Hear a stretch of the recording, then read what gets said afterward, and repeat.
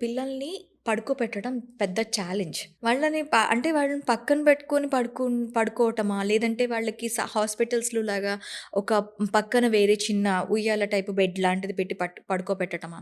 ఈ పడుకోపెట్టడం ఒక question mark ma'am. వాళ్ళు పిల్లలు ఒక్కొక్కసారి నిద్రలో భయపడి లెగుస్తూ ఉంటారు. అవును. సో, వాళ్ళకి నిద్ర ఎలా అనేది నిద్ర పుచ్చటం ఎలా? సో, ఇది మన ఇండియన్ దానికి, అమెరికన్ దానికి చాలా పెద్ద డిబేట్ ఉంది దీని మీద యాక్చువల్లీ. ఓకే. సో, అమెరికాలో మీరు చూస్తూ ఉంటారు. సెపరేట్ రూమ్‌లోనే పడుకోబెడతారు. ఒక 3, 4 మంత్స్ వచ్చాక. లేకపోతే సెపరేట్ క్రిబ్‌లో పెడతారు.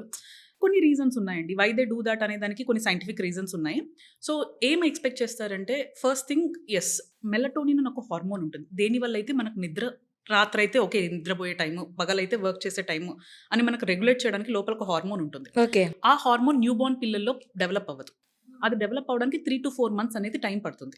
సో, హ్మ్. ఈ గ్యాప్‌లో వాళ్ళకి అందుకే పగలు, రాత్రి తేడా లేకుండా కొంతమంది పిల్లలు రాత్రి పడుకుంటారు. కొంతమంది పిల్లలు పగలు పడుకుంటారు. So, this is I mean ఇంక మనం గాన్ చేయలేం.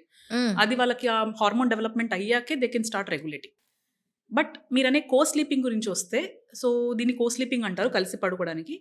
అమెరికాలో ఏమైంది అంటే, ఐ మీన్ వేరే ఫారిన్ కంట్రీస్‌లో ఏమవుతుంది అంటే, మదర్ చాలా టైర్డ్ అయిపోతారు. హ్మ్. బికాస్ ఆఫ్ ఫీడింగ్ కానీ, డెలివరీ ప్రాసెస్ కానీ దీనివల్ల.